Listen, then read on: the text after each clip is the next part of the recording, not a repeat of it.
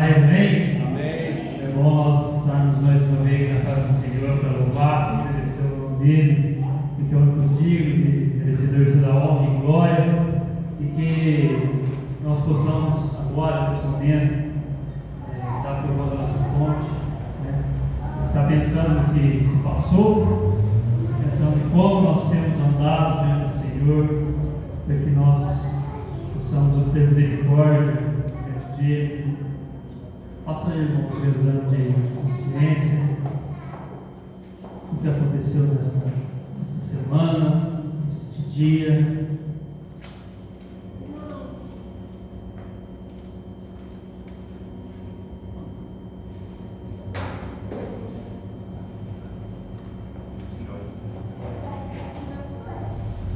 Senhor Deus e Pai, nós agradecemos a Deus pelo teu cuidado sobre nossas vidas, a Deus. Agradecemos, Pai, porque o Senhor, ó Pai, está com as tuas mãos estendidas sobre o teu povo, o Senhor guarda, livra, protege. O Senhor dispõe, ó Pai, nós estarmos na tua casa nesta noite, buscando te louvar, exaltar e agradecer o teu santo nome, buscando ouvir a tua voz ao nosso coração, Deus. Obrigado, Senhor, porque o Senhor nos dispôs, ó Pai, para estar na tua casa. Obrigado, ó Pai, porque o Senhor está sempre conosco, ó Deus. Obrigado porque as tuas mãos, ó Deus, têm nos abençoado. Deus Santo, Deus querido, obrigado, Deus, pelo perdão, Pai, que o Senhor nos dá, através daquele sangue vertido na cruz do Calvário, Deus, em quem nos lava e nos purifica, ó Deus, de todo pecado, de toda imundícia, Deus. Obrigado, Senhor, porque o Senhor deu o seu único Filho por nós. Obrigado pelo teu amor, Deus. Obrigado, Pai, por tudo que o Senhor tem feito em nossas vidas. Pai, que o Senhor possa, ó Deus, a cada dia transformar o nosso coração, ó Deus, e nos colocar cada dia mais retos diante do Senhor, ó Deus, e mais firmes, ó Deus, na tua palavra, ó Deus, e que nós possamos contar as bênçãos a cada dia, ó Deus, porque nós cremos que o Senhor é quem cuida de nós, o Senhor é quem está conosco, o Senhor é quem pelea por nós. Obrigado por tudo, ó Deus, fique conosco, fale ao nosso coração, ó Deus, quebrando a tua igreja, ó Pai, para prover o teu Santo Espírito, e que ninguém saia da tua casa como entrou, ó Deus, mas saia alimentado, ó Deus, com a tua santa palavra. Obrigado por tudo, ó Deus, fique conosco, essa é a nossa oração, Deus, no nome santo de nosso Senhor Jesus Cristo. Amém. Amém, irmãos? Vamos colocar de pé, vamos cantar ao Senhor, e no 177, cantar como estamos firmes nas promessas do nosso Salvador. Amém?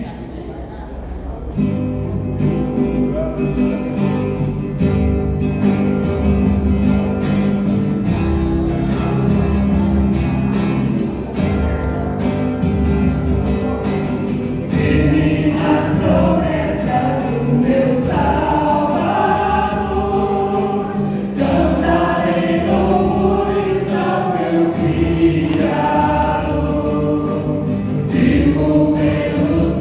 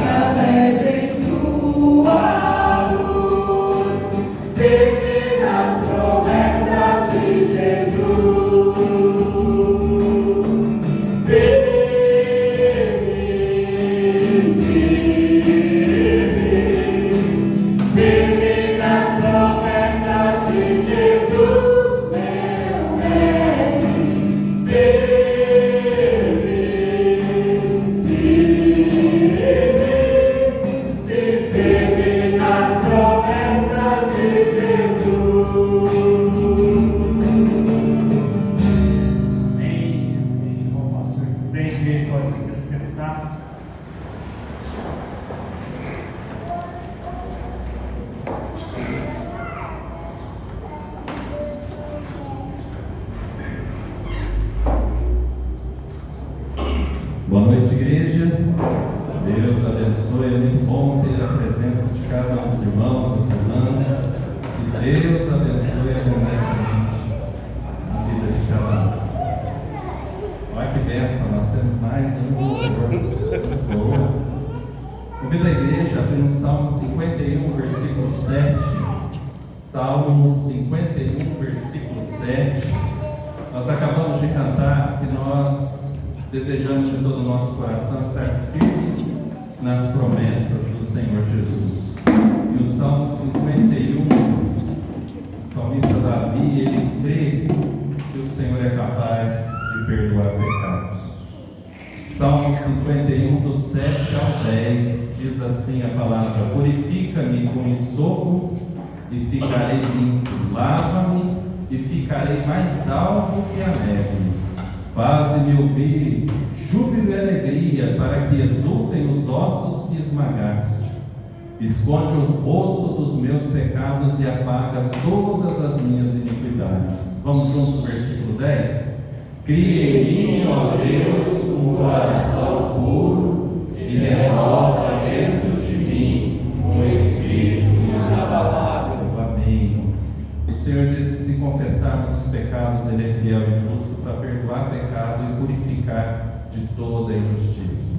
É a única coisa que pode atrapalhar o seu culto, o meu culto essa noite, são os nossos próprios pecados. E o Senhor Jesus, que se entregou naquela cruz, o véu foi rasgado para que os nossos pecados fossem perdoados, no nosso acesso a Deus fosse restaurado.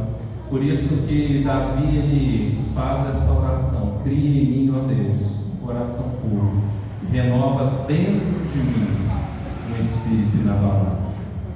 Que nós tenhamos o nosso coração fortalecido pelo Senhor. Amém? Então, nesse momento, vamos nos colocar diante de Deus, pedir perdão. Se há algum pecado que nós possamos confessar diante de Deus, Deus pode perdoar, pode purificar, para que nós possamos oferecer este culto de todo o nosso coração ao Senhor. Feche seus olhos, faça essa oração, fale com o Senhor.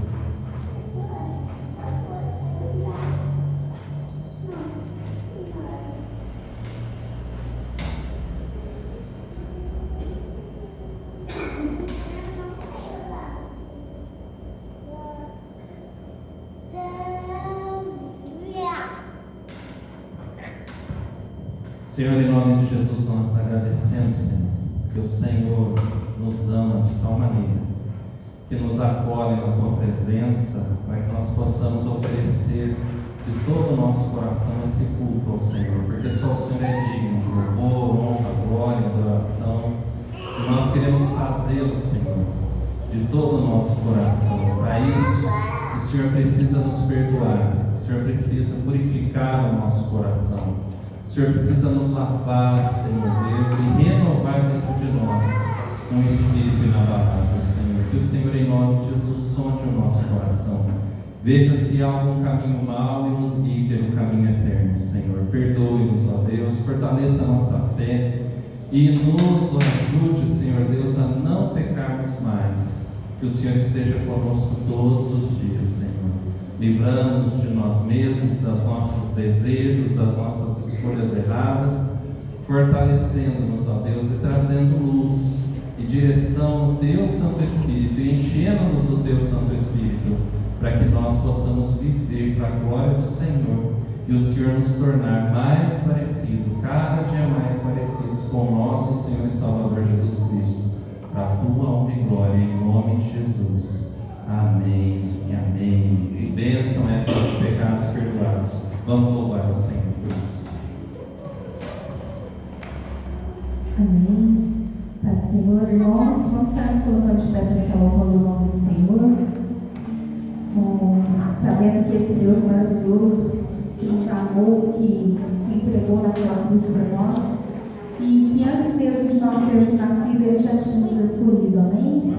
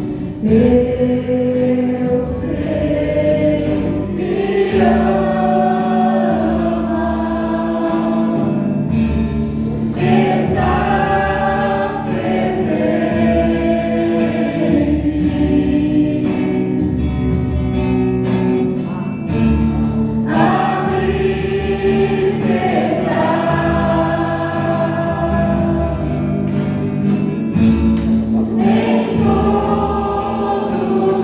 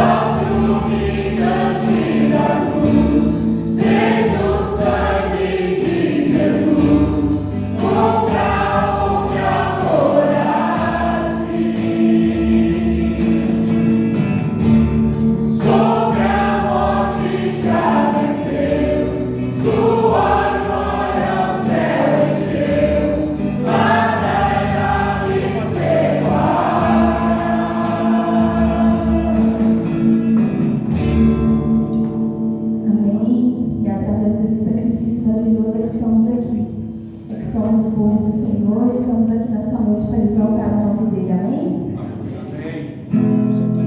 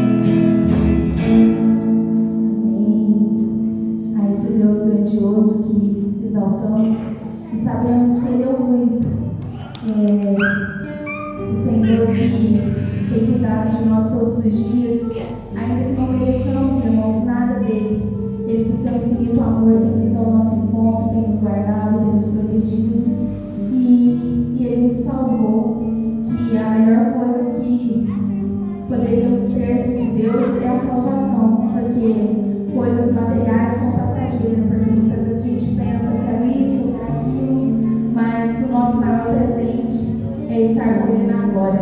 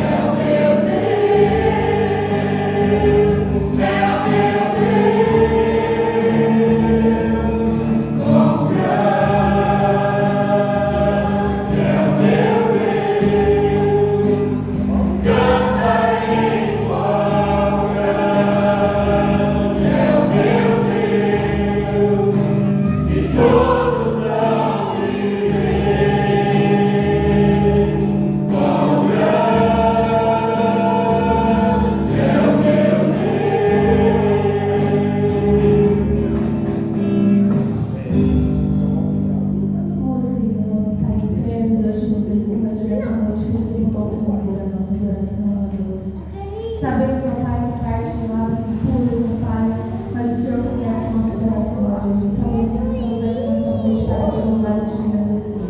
Porque o Senhor é um Deus maravilhoso, é um Deus perfeito, que é o Deus com o qual nós servimos, ó Pai. É o Deus que nos resgatou, é o Deus que nos tirou do pecado, Pai, que nos tirou do lamaçal, ó Deus, que trouxe, ó Pai, para a tua casa, ó Deus, para te louvar, te cultuar, te agradecer, ó Deus, porque só o Senhor é digno. Fica conosco nessa noite, Pai, fala nos nossos corações, ó Deus, continua falando nos nossos corações, ó Deus, porque sabemos que o Senhor tem uma palavra, ó Deus, para nós hoje, Pai, para que possamos sair daqui diferente, ó Deus, não sair daqui como entramos, ó Pai, mas sairmos renovados pela Santa Pessoa do Senhor. Fica conosco, Pai, durante essa noite, Deus, assim que eu oro e agradeço em nome santo de Jesus. Amém. Amém. A nossa aliança vem, os professores, nós estudando, da aula de oração. Minha parte, não vem cá. Faz aniversário dia 29 de fevereiro. Nós comemoramos hoje. Estejamos lembrando dele nas nossas orações.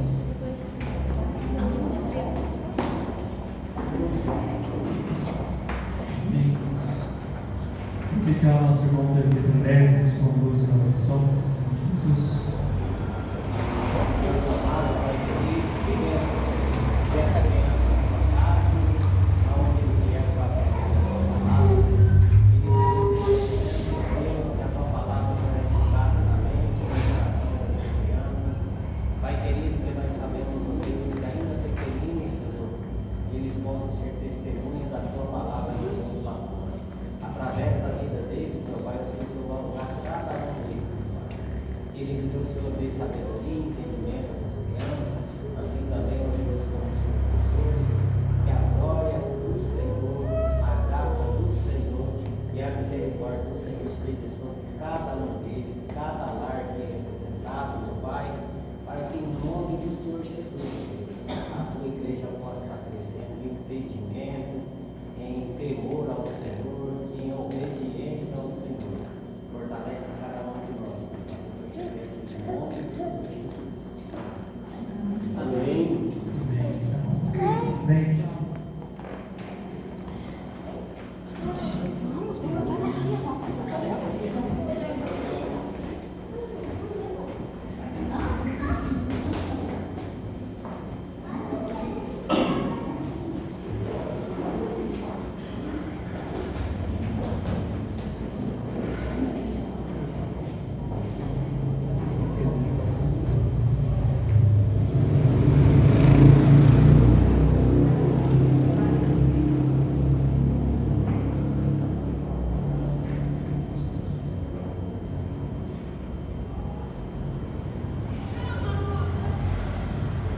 Meus irmãos, minhas irmãs, eu convido a abrir a palavra em 1 Timóteo, primeira carta de Paulo, apóstolo Paulo a Timóteo, capítulo 4, versículos, a segunda parte do versículo 7 e o versículo 8.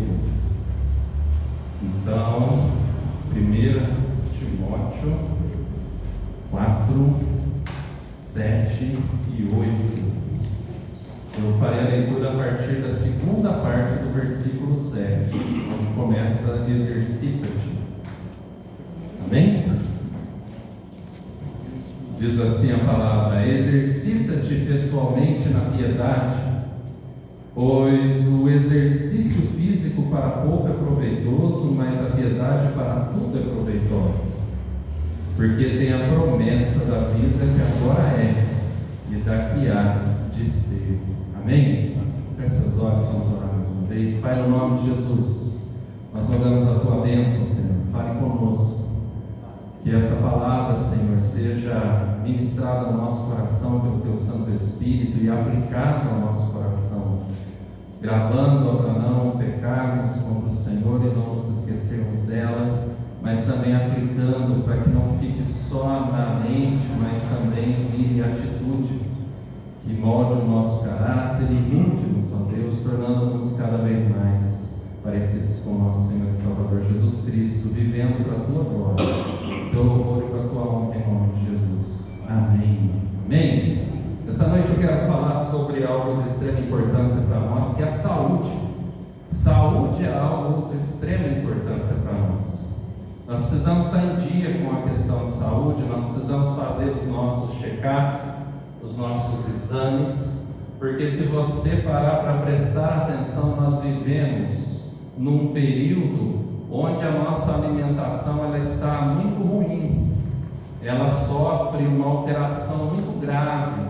Se nós pararmos para observarmos, nós temos muita química em tudo quanto é coisa que a gente come, em todos os produtos. Se vocês olharem, vocês vão perceber que até o chocolate deixou de ser chocolate. Não sei se vocês já repararam, se vocês têm o hábito de ler o rótulo das embalagens, mas se vocês pegarem hoje alguns chocolates que você comprava aí no mercado desde criança, hoje ele está escrito assim, sabor chocolate. Ele não é mais chocolate. Comece a observar as embalagens, você vai começar a encontrar vários deles conhecidos dessa maneira. Então nós temos muita química, muita misturado na carne, misturado na verdura, agrotóxico, misturado na bebida, principalmente aqueles que gostam de fazer um suco ali em pó, muita química. Então isso vai refletindo no nosso organismo. Então, se vocês perceberem, nós temos atualmente um alto índice de diagnóstico de câncer. E quando nós olhamos para o nosso metabolismo, por exemplo, nós estamos vendo isso refletindo nas nossas crianças. As nossas crianças já nascem adultas fisicamente, eles já estão enormes, estão grandes já. Tudo isso é fruto não só da alimentação, mas mexendo com o corpo sim, mas com a mente também, a influência. Se vocês olharem hoje, eu não sei se vocês sabem, mas as crianças hoje, elas sofrem burnout. As crianças hoje, elas sofrem depressão, ansiedade, tudo coisas que antigamente as crianças não tinham, hoje tem, mas hoje tem uma doença que não existia, que é a doença que é reflexo das redes sociais. As crianças estão ansiosas, depressivas por causa das redes sociais. Especialistas médicos dizem, isso é diagnóstico médico a nível internacional. Tem países que já estão adotando essa medida, tão sério é o assunto que está acontecendo nesses países. Crianças só podem acessar a internet, a rede social após os 16 anos de idade. Segundo as pesquisas sérias e os órgãos internacionais, nem o adolescente até os seus 15, 16 anos, ele está preparado para viver na rede social. A rede social é cruel com os nossos filhos. Coloca um nível de perfeição muito alto. Antigamente a gente sofria isso só na escola, agora pensa o que a gente sofria na nossa época na escola, 24 horas. Os jogos são de extrema violência, os jogos incentivam você se sobrepor a outros, e se não se sobrepor, você matar. Então hoje, por exemplo, voltando àquela questão daquele cachorro, do que foi feito lá para aquele cachorro, aqueles adolescentes, eles não têm noção da responsabilidade criminal, porque nos jogos você mata e tudo bem, você só passa de fase. E se você não passar de fase, o personagem está vivo de novo. Então não existe uma responsabilidade. Então se vive, se perde o filtro. Então essas questões de saúde para nós, para os nossos filhos, é de extrema importância. E o texto que nós estamos vendo, o que o apóstolo Paulo fala no versículo 8, ele não está dizendo que o exercício não é necessário. Ele está dizendo que o exercício é necessário sim. E se vocês observarem, duas coisas estão crescendo na cidade já fazem anos: academia e farmácia. Academia e farmácia estão crescendo em tamanho e também em quantidade. Você vai praticamente em cada quarteirão tem uma academia e quase isso uma farmácia. E existem farmácias que estão maiores do que muitos mercados. Então hoje se vive muito dependente dessas duas questões, academia e farmácia, e os médicos prescrevem academia, prescrevem exercício físico. Você e eu, nós precisamos praticar algum tipo de exercício físico. O nosso organismo, se não praticar, ele definha. E haja visto que nós estamos vendo a gente sofrendo diversas doenças físicas mais novos, nós estamos vendo jovens vindo a óbito por infarto, coisa que não se via há um tempo atrás. Nós estamos vendo pessoas tendo infarto dentro das academias, inclusive. Então os médicos estão falando sobre exercício físico, sobre caminhada, mas os médicos eles estão falando sobre um tipo de exercício físico que ele tem que fazer bem fisicamente para o corpo, para os músculos, para as articulações, mas ele precisa fazer bem também para a mente. Ele tem que ter uma influência, o exercício físico, ele influencia diretamente as nossas questões emocionais, produzindo algumas coisas no nosso organismo que nos dá prazer, nos dá alegria, nos dá satisfação, para ajudar a aliviar todo o estresse que a gente vive. Então, prescrição do exercício físico, a medicina já reconhece como uma prescrição, os médicos já prescrevem. Você senta no consultório do médico, a primeira coisa que ele te pergunta é: você tem feito algum exercício físico? E ele já começa por aí, todo o diagnóstico dele, porque muitas das causas é falta de exercício. Porque coisas que foram criadas para facilitar e aliviar a nossa carga de trabalho, não aliviaram a nossa carga de trabalho, mas ao mesmo tempo criaram sedentarismo, e isso veio a nos fazer adoecer. Por exemplo, o controle remoto. Antigamente você tinha que sair do seu sofá para mudar de canal, agora nem isso precisa. Então, esse simples fato do levantar-se, ir até o aparelho de TV, mudar o canal, já fazia bem. Eu não sei se vocês já viram um exercício que é dado na academia, principalmente para os iniciantes, que é sentar e levantar de um caixote. Mas por que eu vou ficar sentando e levantando o caixote? É justamente para as articulações.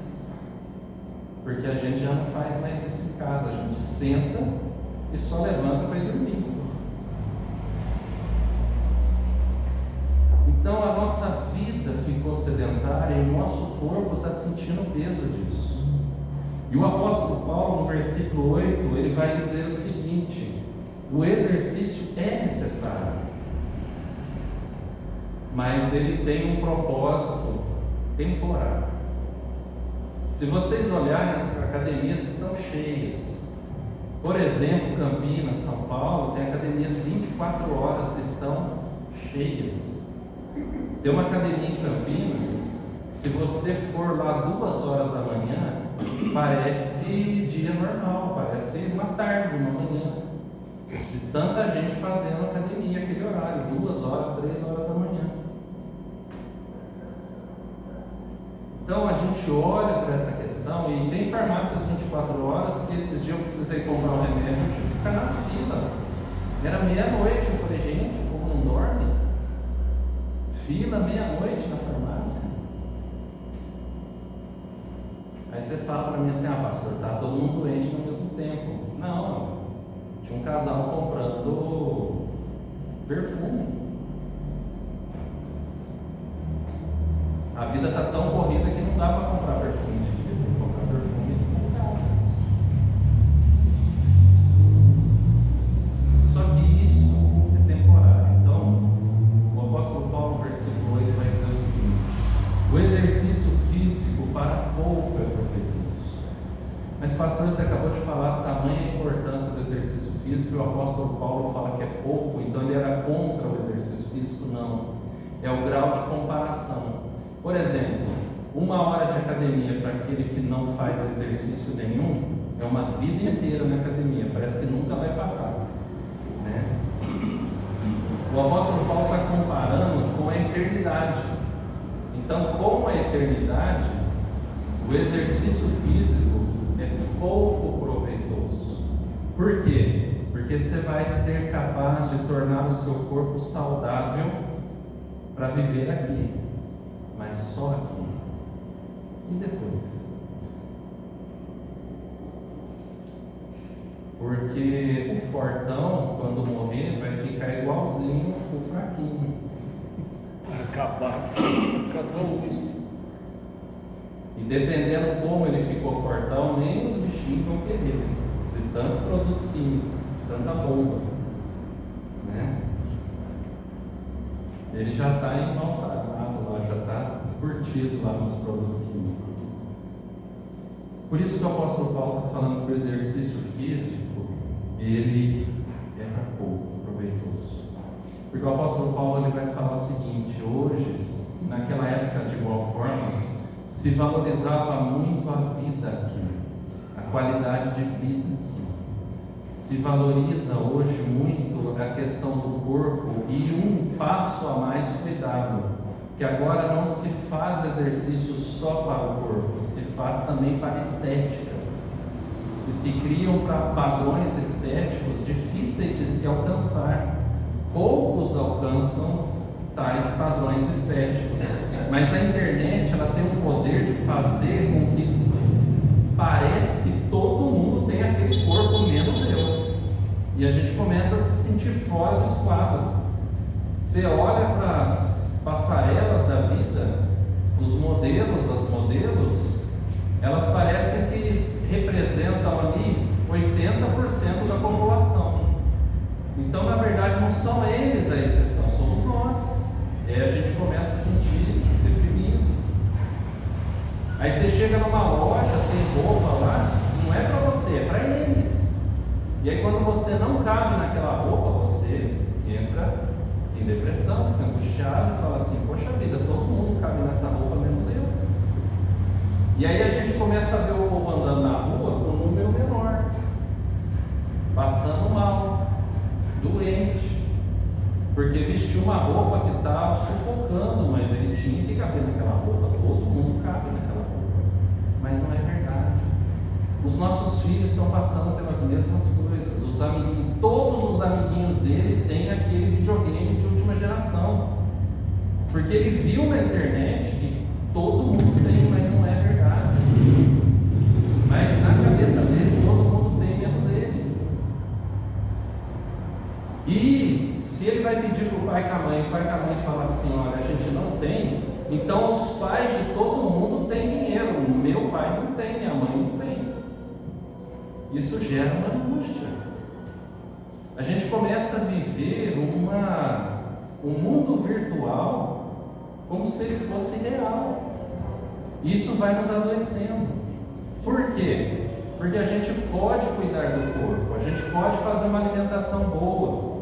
Aliás, para fazer uma alimentação boa, realmente hoje você tem que ter dinheiro, porque vocês já viram quanto que está um alimento bom, sem agrotóxicos, bem equilibrado. Está difícil comprar coisa boa. Você pega um alface normal, custa 2. Você pega um hidropônico, custa 6. Então, assim, enquanto a gente está em cidades que a gente tem lugares para comprar sem agrotóxico, aproveite, porque não é todo lugar. Não são todos que têm esse privilégio que nós temos. É igual em Caxambu, o privilégio de tomar uma água da fonte. Porque se vocês veem as águas que nós andamos tomando das cidades lá fora, a gente vai ver um reflexo disso no corpo, na saúde popular. Só que aí para lidar com isso que é a grande questão, porque a gente vai na academia, a gente vai na farmácia, a gente compra isso, a gente compra aquilo, a gente se matricula naquilo outro e a gente cuida do corpo. E a gente começa a acreditar que cuidando do corpo, a mente vai acompanhar. Mas na verdade, o que vai realmente fazer diferença na mente é o espírito. E aí o apóstolo Paulo vai nos ensinar que da mesma forma que a gente tem que cuidar do corpo, a gente tem que cuidar do espírito. Da mesma forma que nós temos que exercitar o corpo, nós precisamos exercitar o espírito. Da mesma forma que se não exercitar o corpo definha, se não exercitar o espírito definha. Nós fomos fazer visita ao presbítero Júnior, ele estava comentando, ele passou por uma cirurgia, e eu passei por uma cirurgia há um ano e pouco atrás, e eu fiquei 4 meses parado por conta da cirurgia, período usando a gesso, depois tala, bota. Gente, é incrível, a nossa musculatura definha muito rápido. Para você ganhar músculo, você soa a camisa, mas se você perder, para você perder é incrível, é muito rápido. Não é emagrecer, é perder musculatura. É você ver os músculos do seu corpo amolecendo e sumindo, desaparecendo. Agora, se o corpo acontece isso, você já imaginou espiritualmente falando? Então o apóstolo Paulo vai nos ensinar como exercitar o espírito, porque exercitar o corpo a gente já sabe. E o espírito? Como se exercita o espírito? Então, olha só, a primeira lição que o apóstolo Paulo vai nos dar de como exercitar o espírito está no versículo 7. Mateus vai voltar um versículo para nós, Mateus, por favor. E nós começamos lendo: exercita-te pessoalmente na piedade. Mas eu quero ler antes um exercício que a gente tem que fazer para poder se exercitar na piedade. Ele diz: rejeita as fábulas profanas e das velhas. O que ele diz aí? Caducas. Ele até usa uma expressão forte, até ofensiva para as pessoas de mais idade. Mas por que ele está usando essa expressão? Porque na verdade as pessoas mais idosas são símbolos de sabedoria. Mas naquela época tinham algumas que, ao invés de ser sábias, elas eram loucas.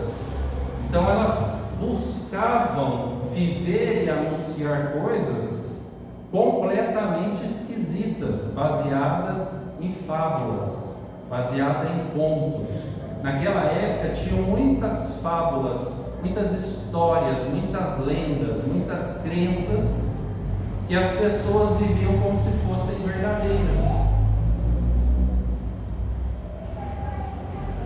Algum dia você já deixou de assobiar à noite?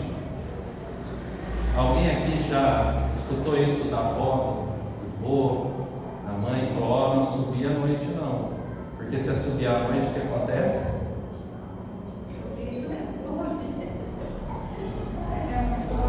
Exatamente, não assobia de noite não. Crença. No período da quaresma, gente, que nós estamos no período da quaresma, não assobia à noite não, senão o saci vem te pegar. O saci vem te pegar. Meu avô contava: não ande depois da meia-noite no período da quaresma, porque senão você vai encontrar o próprio Satanás na rua. Ele falava, meu avô falava. Minha avó contava que uma vez ela estava vindo da casa, morava na roça, estava vindo da casa de parente, pelo meio da plantação de milho, e de repente um lençol começou a flutuar por cima da plantação, ela saiu correndo. O senhor já ouviu falar naquela posição da sexta-feira da paixão? Já ouviu falar dela? Pouco escuta muito. Escuta muito, né? Sai uma pessoa lá, você pegava a moça um dia que queria assistir, e aí ela ficou para esperar a procissão. Aí ela ficou na janela, vendo a procissão passar. Saiu uma pessoa de dentro da procissão e entregou uma vela para ela. Aí no outro dia, eu tenho fábula, né? No outro dia ela abriu a gaveta, aí guardou a vela na gaveta. No outro dia ela foi abrir a gaveta, era um osso. Aí. Então percebam que naquela época as pessoas traziam isso para o meio do povo e viviam dessa maneira. E aí Paulo está falando o seguinte: você quer ter uma vida espiritual saudável, você precisa largar mão dessas coisas. Se a gente for comparar com a questão do exercício físico, quando a gente se matricula numa academia ou quando a gente vai no médico, eles vão falar a mesma coisa. Parece que o médico liga na academia e fala assim: ó, o André está indo aí você fala isso aí para ele, viu? Porque eu falei isso aqui para ele aqui. Parece que eles combinam, porque eles falam a mesma coisa. Então você chega e eles falam assim para você: ó, não adianta só exercício não, viu? Tem que comer direito. Você tem que largar a mão do sorvete, largar a mão do pudim, né? Você tem que começar a comer verdura. Aí eu falo: ó, o médico ligou para ele, certeza. Então, assim como nós temos que deixar de comer errado para começar a comer certo, a gente tem que começar a viver espiritualmente certo. Para isso, nós temos que parar de viver espiritualmente errado. A gente não pode viver espiritualmente errado. Então, tem algumas crenças que são lendas, são histórias.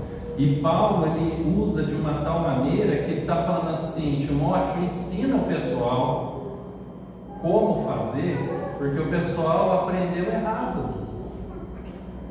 Então precisa corrigir. Educação alimentar foi falado tanto a esses tempos que precisa ter uma reeducação alimentar. Depois veio uma onda de reeducação postural, RPG. Você tem que aprender a se posicionar, se abaixar certo, levantar certo, sentar certo, dormir certo. Então, essas reeducações, o que é reeducar? É você deixar o errado e passar a fazer o certo. E Paulo está dizendo que na vida espiritual também é necessário isso. E uma das coisas que Paulo vai fazer e vai falar, vocês já ouviram falar sobre caixinha de promessa? Caixinha de promessa é uma educação errada espiritual. Porque a Bíblia não tem só promessa. A Bíblia tem exortação também. A exortação é de extrema importância. A caixinha de promessa só traz a sobremesa, mas não come sobremesa quem não comer a comida. Não é assim que a gente ensina as crianças? Para comer a sobremesa tem que limpar o prato, tem que comer tudo. Então nós precisamos também de toda a palavra. A Bíblia diz o que? Está escrito o que? Toda a Escritura é inspirada por Deus, não é só parte dela. E o que o texto continua dizendo? Ela é útil para o ensino, para a correção, para a exortação, para a vida. Então Paulo está falando assim: olha, rejeita, isso eu não quero. Então ele está dizendo o quê? Que tem uma parte que nos cabe, eu não quero. Por exemplo, matriculei na academia, vou lá e passo na sorveteria, compro um pote de 2 litros e levo para casa. Então eu tenho que sair da academia e virar o rosto para o outro lado na sorveteria, falar não, para a gente ter resultado. Então, o que precisa rejeitar? Fábulas profanas. O que são fábulas profanas? São fábulas que profanam o nome de Deus, que são contrárias a Deus, que desonram a Deus. E são fábulas, não são verdades. São lendas, são histórias, são coisas criadas fruto da imaginação do homem, do ser humano. E ele continua e diz: e rejeita também o que?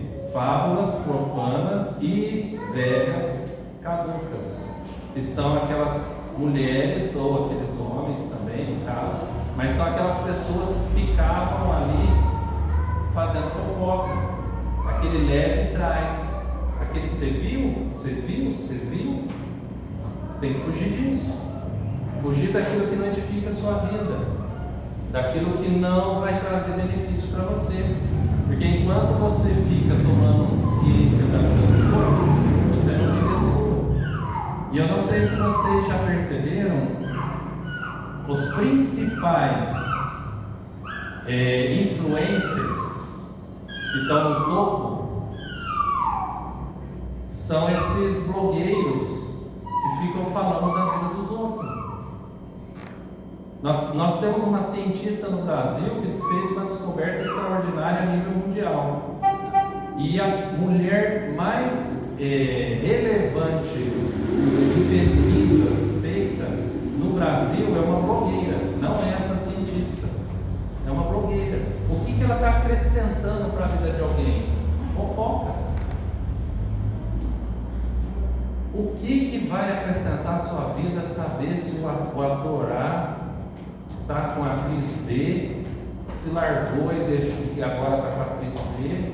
O que isso vai acrescentar à sua vida se ela trocou o guarda-roupa dela por um outro monte de roupa que ela nem precisa de tudo aquilo? O que vai acrescentar? O povo gosta. São os sites mais visitados, são os assuntos mais falados. Então é isso que ele está falando. Foge dessas coisas. Foge disso. Big Brother Brasil. O que vai trazer de bom ao nosso coração de aquele povo fingindo um monte de coisa naquela casa? Aquilo ali, gente, é puro teatro.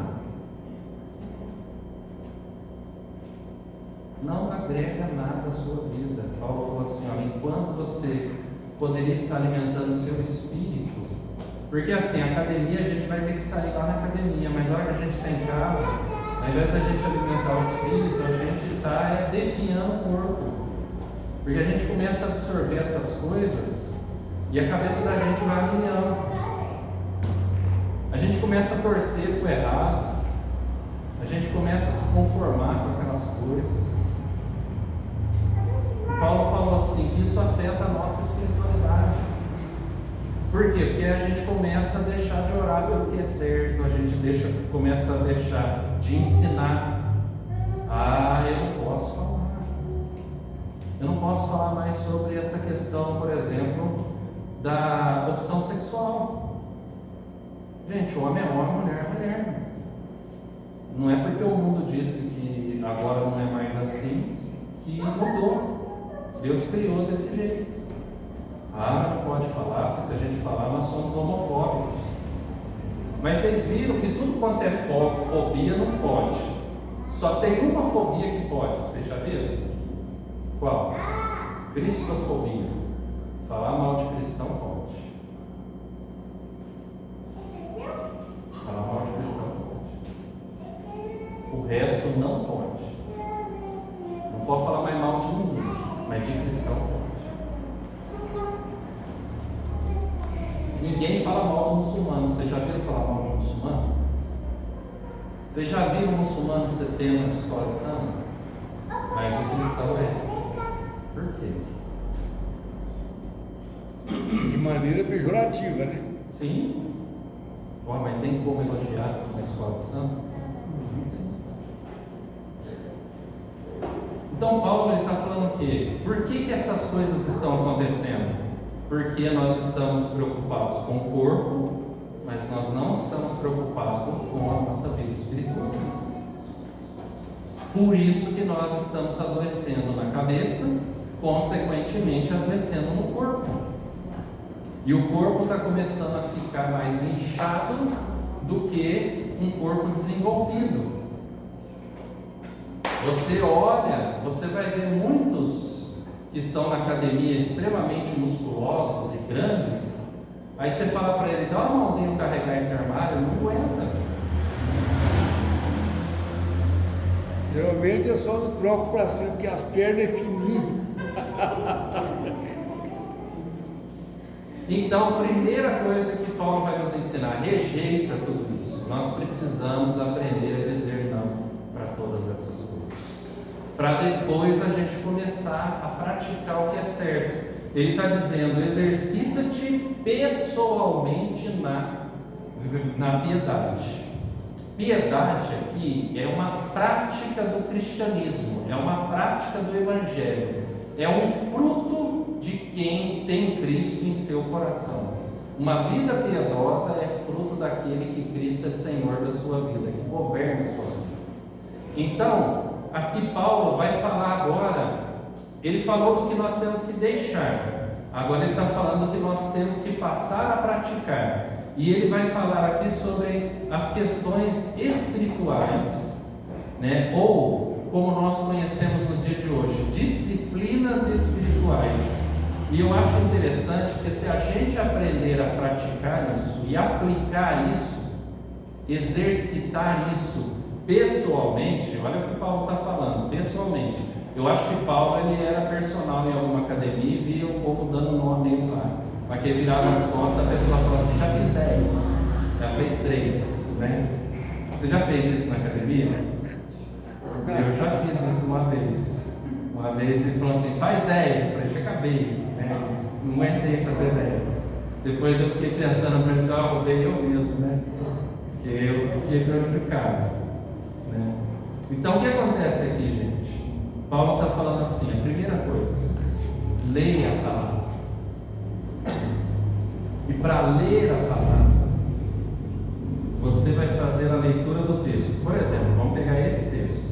Nós lemos, pois o exercício físico para pouco é proveitoso, mas a piedade para tudo é proveitosa, porque tem a promessa da vida que agora é e da que há de ser. A segunda coisa, primeira prática, ler. Segunda prática, meditar. Para eu meditar, eu preciso fazer algumas perguntas. Primeira pergunta, o que Paulo quis dizer aqui? Para eu entender o que ele quis dizer aqui, eu preciso entender para quem ele está falando aqui. Ele está falando para Timóteo. Onde Timóteo está? Timóteo está pastoreando a igreja de Éfeso, nessa carta. Como era a igreja de Éfeso? A igreja de Éfeso era uma igreja que tinha muitas pessoas dentro da igreja que estavam vivendo uma espiritualidade ruim e muitas pessoas fora da igreja tentando trazer coisas ruins para dentro da igreja. Então, ele escreveu para isso.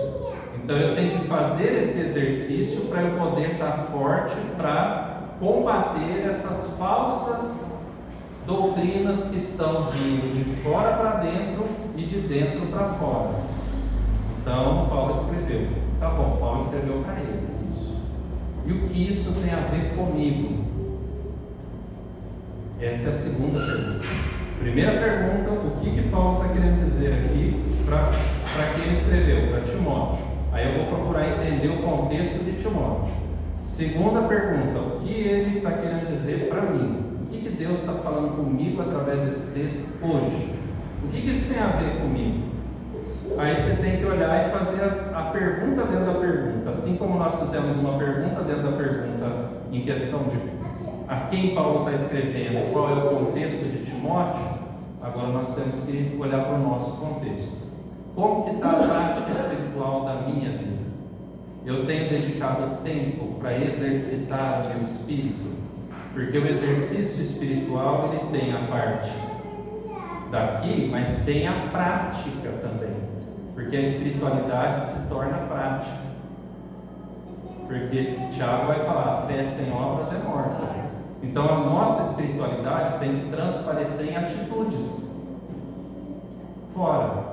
Então a gente olha para esse texto e vai falar assim, o que Deus está falando através de Paulo comigo hoje? Então eu olho e falo assim, o exercício físico para pouco é proveitoso. Aí tem gente que olha e fala assim, por isso que eu não vou na academia. Mas aí o texto continua e fala assim, mas a piedade para tudo é proveitosa. Eu sou uma pessoa piedosa. Eu tenho a aparência de Cristo Jesus. Mas eu posso ter. Como? Mas a piedade para tudo é proveitosa, porque tem a promessa da vida que agora é e da que há de vir. Opa, tem uma promessa para mim, que ela é aqui, mas ela vai para a eternidade comigo. Eu vivo dessa maneira ou eu vivo só para aqui? quanto tempo do meu dia eu dedico para o meu corpo e quanto tempo do meu dia eu dedico para o meu espírito. Vamos pensar um pouquinho? Sem a gente se denunciar, vamos pensar de maneira geral. Tomar café é para o meu corpo ou para o meu espírito?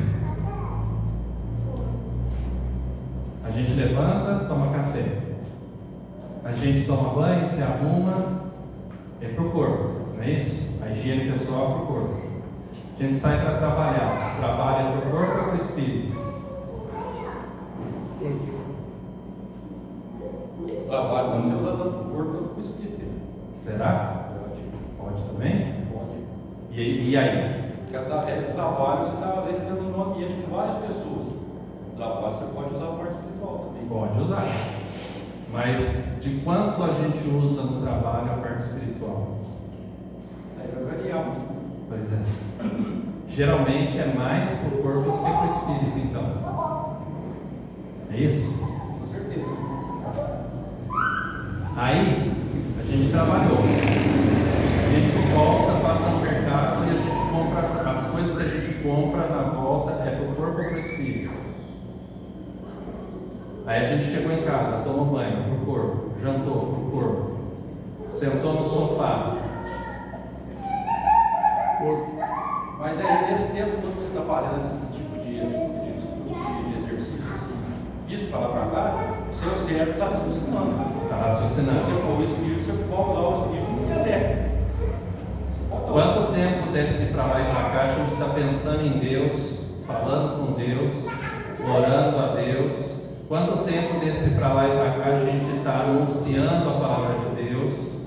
Porque se a gente for usar assim, o Espírito de Deus na hora que a gente quer parar, vai ser difícil. A todo momento você está mexendo com pessoas diferentes. Aí é a oportunidade de você usar o Espírito. Sim. Mas eu estou provocando de propósito mesmo, porque tudo bem, enquanto eu vou para o trabalho eu falei de Jesus, mas a proporção disso para aquilo, como que é? É isso que nós temos que pensar. No fim das contas, se a gente for pôr na ponta do lápis, a nossa vida é mais para o corpo do que para o espírito.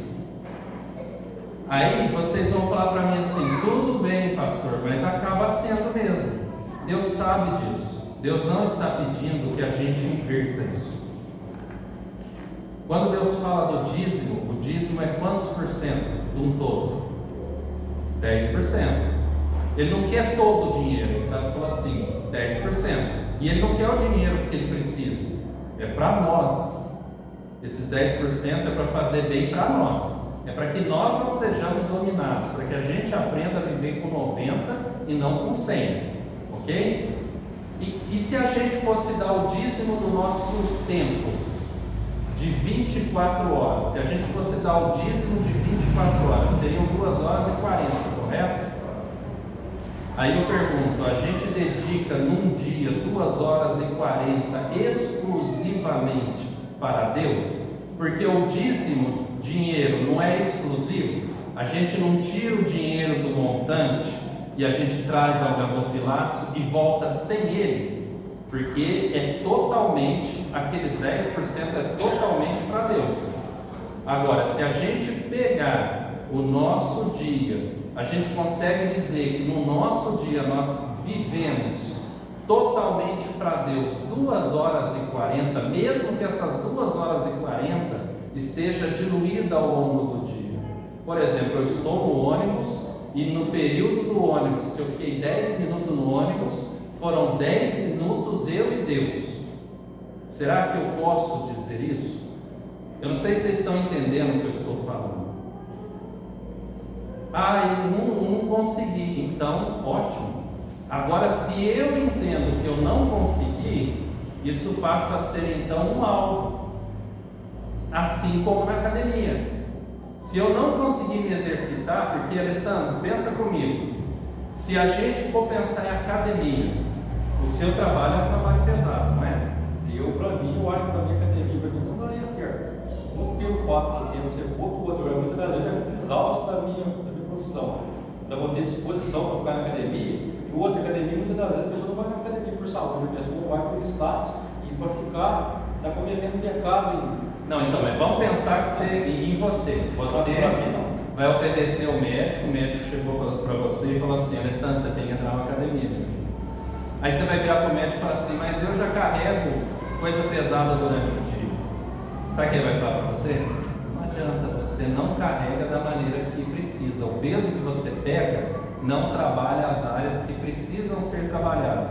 Você tem que ir para a academia, porque se você pegar um peso da maneira certa, ele vai agir no lugar certo. Se você pegar um peso de maneira errada, ele vai agir no lugar errado. Então o fato não é o peso, é a maneira certa de se fazer. Então percebe que não adianta você falar assim: mas eu trabalho 8 horas fazendo exercício físico. Só uma pergunta. Sim. O médico será que serve de receita do paciente? A maioria das vezes não. O médico quer? O médico não serve o diagnóstico da receita do paciente. O médico fala para beber para não fumar, se na vida cachaceira, muito tem droga. É o ditado popular, casa de ferreira. É como se fosse o senhor de fala uma coisa. Eles fazem o que eu falo, não faz o que eu faço. Mas assim, o que ele está falando para você é bom para você. Se ele não faz, vai ser ruim para ele. Mas a questão é que a gente, quando olha para a nossa vida espiritual, Paulo está falando assim: toda vez que a gente lê um texto bíblico, a gente medita nele, a gente para e faz uma reflexão naquele texto, pensa nele, faz essas perguntas para ele. O que esse texto tem a ver comigo? Agora que eu entendi o que ele tem a ver com Timóteo, agora eu preciso entender o que ele tem a ver comigo hoje. Porque senão eu vou embora sabendo o que Paulo falou para Timóteo, mas eu não sei o que Deus falou comigo essa noite. Ou seja, eu vou embora para minha casa com conhecimento de intelecto, mas não fui alimentado espiritualmente. Eu fui alimentado intelectualmente, ou seja, o alimento intelectual alimenta o corpo, alimenta a mente, mas quem alimenta o coração é o espírito. É a parte, gente. Quais são as disciplinas espirituais? A oração, o jejum, a leitura da palavra, a contemplação. Por quê? Porque quando eu olho para esse texto e falo assim: tá bom, Senhor, o que o Senhor tem a dizer, tratar ao meu coração através desse texto, agora eu preciso fazer o quê? Silêncio, para eu ouvir Deus. Eu não posso ficar chutando, porque senão sou eu. Eu tenho que começar. Gente, quando a gente faz silêncio, o silêncio incomoda. Vocês já perceberam que o silêncio incomoda? Você já entrou num lugar que está todo mundo em silêncio, aí você fica ali e começa a ficar meio ruim de ficar, parece que está esquisito, todo mundo quieto. Uma vez o professor do seminário fez um teste, um culto lá no seminário, aí ele falou assim: todo mundo aqui, eu peço que vocês orem aí por 1 minuto, depois de 1 minuto eu vou quebrar o silêncio com uma oração. Aí ele dizendo, ele falou assim, que era um tal de abrir um olho, abrir outro olho, tipo, ele está demorando para orar, por quê? E ele ficou olhando, cronometrando 1 minuto, e quando deu 1 minuto cronometrado, ele começou a orar. A sensação nossa é que tinha passado 5. O professor esqueceu de orar. Por quê? Porque o silêncio incomoda. E por que o silêncio incomoda a gente? Porque a gente começa a se ouvir. E às vezes a gente não gosta do que a gente está ouvindo de nós mesmos, dos nossos pensamentos. Começa a ficar incômodo, porque aí você começa a ser confrontado por Deus espiritualmente. Então o texto está dizendo exatamente isso. Nós precisamos exercitar pessoalmente na piedade, pois o exercício físico para pouco é proveitoso, mas a piedade para tudo é proveitosa, porque tem a promessa da vida que agora é e da que há de ser. Para concluir, por causa do horário, eu quero aplicar essa história através de esse texto através de uma história. Eu não sei quantos já ouviram falar de Louis Zambier. Ele foi um atleta olímpico, que ele bateu um recorde estudantil, lá para os anos 36, na última volta, ele fez a volta tão veloz que o próprio Hitler quis conhecê-lo. Ele era um atleta americano e o próprio Hitler quis conhecê-lo porque a fama dele atingiu um ápice que ele fez a volta tão veloz que nenhum ser humano tinha feito essa volta na velocidade que ele fez. Ele fez em 57 segundos. Não me lembro qual era o percurso, mas era algo sobre-humano para ele. Naquela época. Para aquela época era sobre-humano. Agora tem um outro aí, né? Que tem aí, né? Esse homem, ele foi feito um filme dele, e talvez pelo filme você já saiba a história, né? É o Invencível ou Invicto, que a Angelina Jolie Oi? Invicto?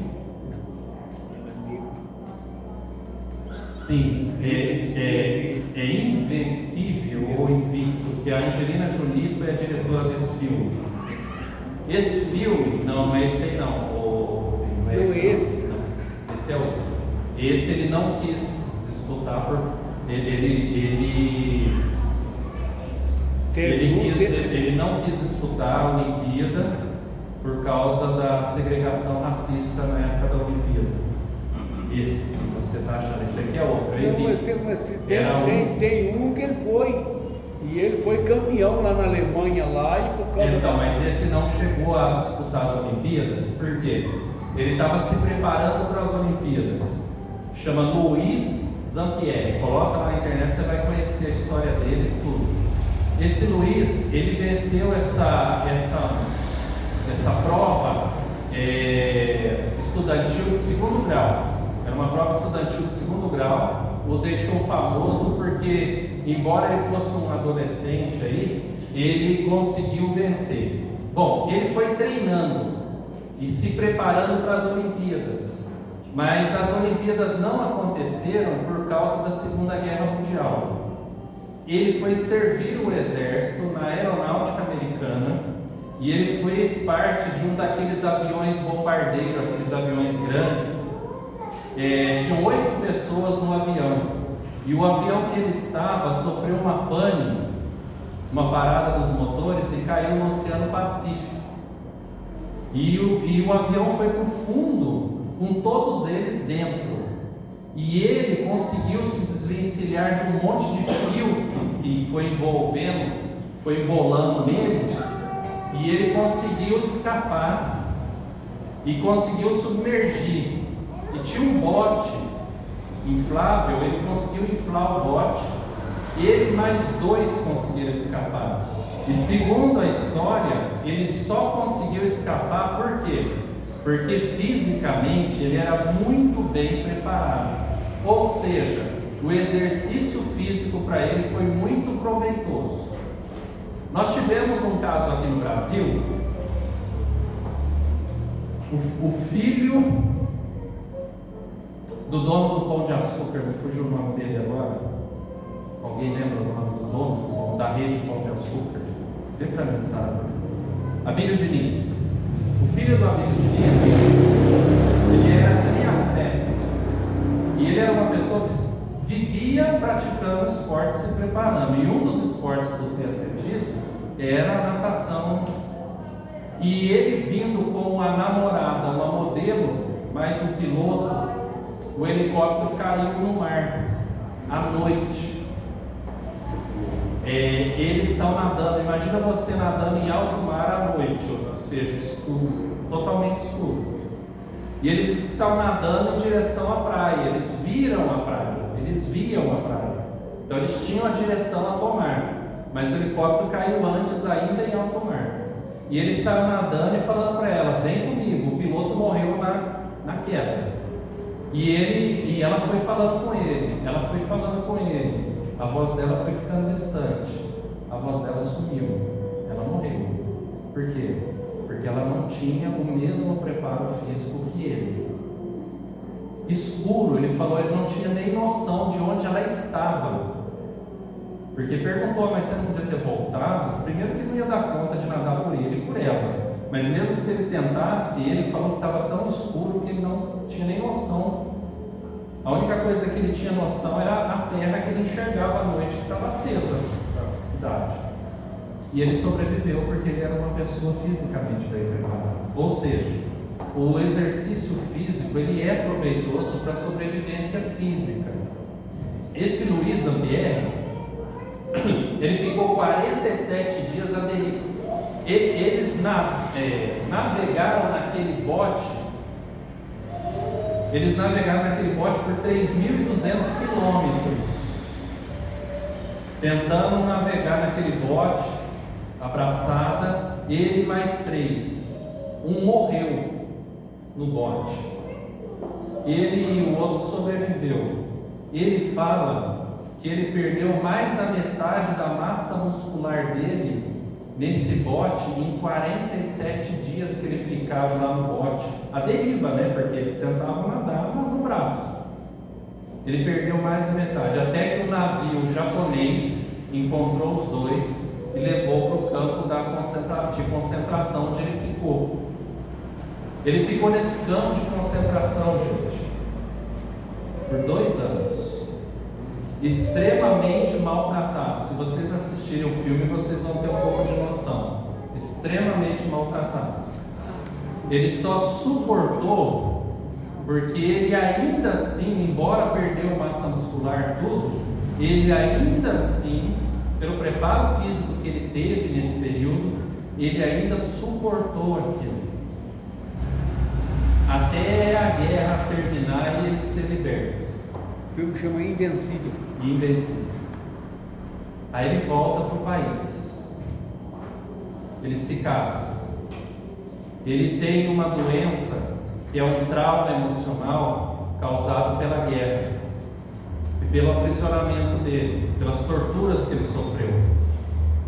Em um determinado momento, ele acordou durante a noite com a esposa gritando e ele com as mãos agarradas no pescoço dela, tentando estrangulá-la, porque ele estava achando que era o japonês que era o seu carrasco.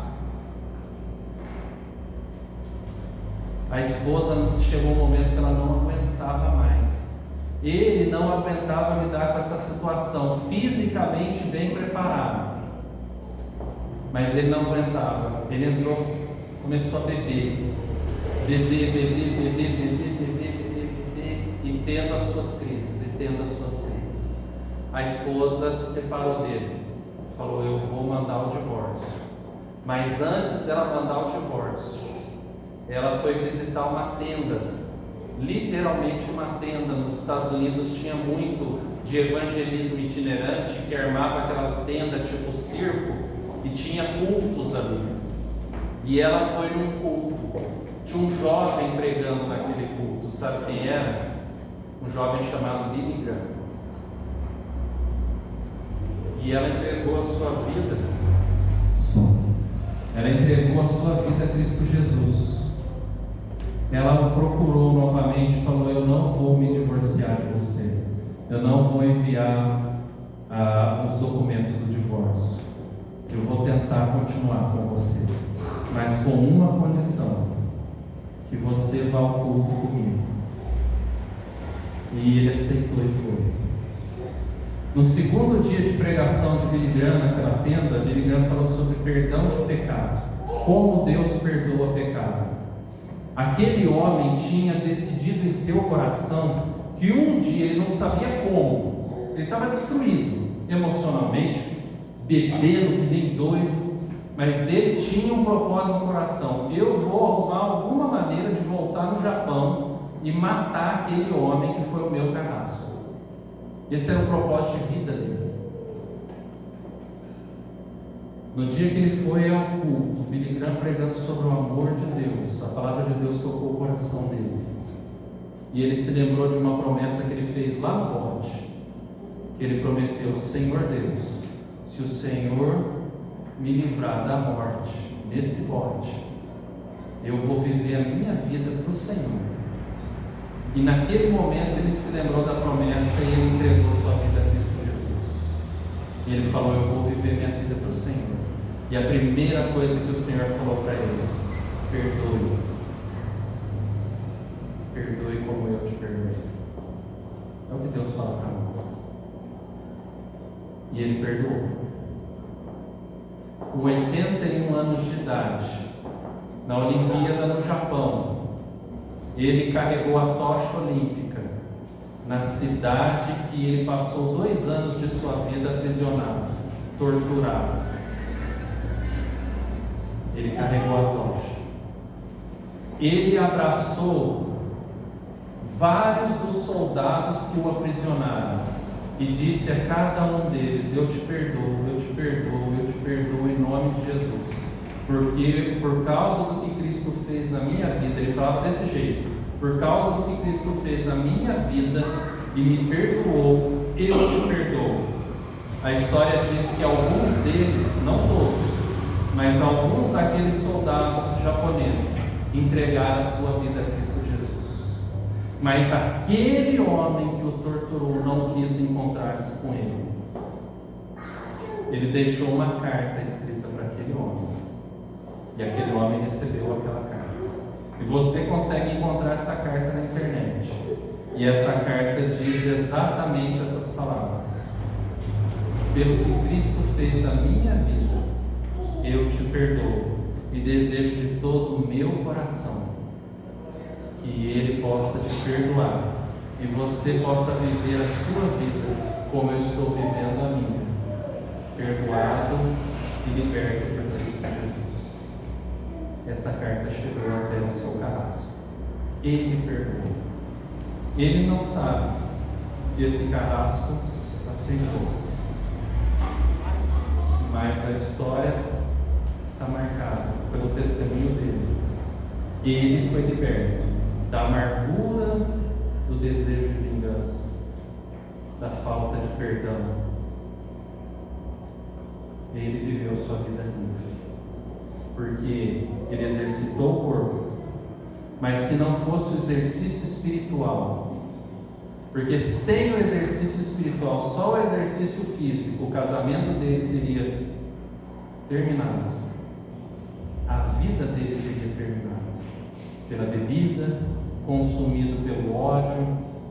Mas o exercício espiritual, como diz Paulo aqui, que é tudo, ele diz: mas a piedade para tudo é proveitosa, porque tem a promessa da vida que agora é e da que há de ser. Aí terminando, o versículo 9: fiel a essa palavra e digna de inteira aceitação. Vale a pena exercitar o corpo, mas também vale a pena exercitar o espírito. Que Deus nos abençoe para que a gente viva uma saúde completa, espiritualmente falando, fisicamente falando, porque o nosso corpo é templo do Espírito Santo de Deus. E se é templo do Espírito Santo de Deus, a gente cuida do corpo.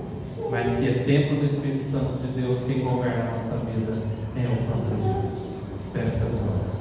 Vamos orar. Pai, no nome de Jesus, nós te agradecemos, Senhor, pelo teu amor e graça, e pelo privilégio de nós podermos exercitar a nossa vida espiritual, poder orar, poder jejuar, poder, ó Deus, buscar a tua paz, poder ouvir a tua voz através da tua palavra, lendo, meditando nela, ouvindo o Senhor falar conosco, e que em nome do Senhor Jesus nós também tenhamos o privilégio de colocar isso em prática, não porque somos capazes, mas porque somos capacitados pelo teu Espírito Santo a viver uma vida santa, uma vida reta, uma vida, ó Deus, que reflete a vida do Senhor em nós, e uma vida que glorifica o Senhor em todas as nossas atitudes, seja no trabalho, seja em casa, onde estivermos, a luz do Senhor brilha em nós, assim como brilha também através de nós. Eu agradeço pela vida dos meus irmãos e rogo a tua bênção sobre nós, não somente hoje, mas rogo a tua bênção sobre toda a nossa vida, para que nós possamos, ó Deus, ter um olhar lá na eternidade, gozando, ó Deus, sempre da tua promessa, que jamais falhará, em nome de Jesus. Amém. Vamos ficar em pé, vamos receber a bênção do Senhor. E agora, Igreja de Cristo Jesus e de paz, debaixo da graça do nosso eterno Senhor e Salvador, cheio do amor do nosso eterno Pai, nas benditas consolações, no poder e unção do Espírito Santo de Deus, que em nós habita e nos leva a viver para a glória de Deus hoje, sempre, aqui em Cruzia e até os confins da terra. Amém.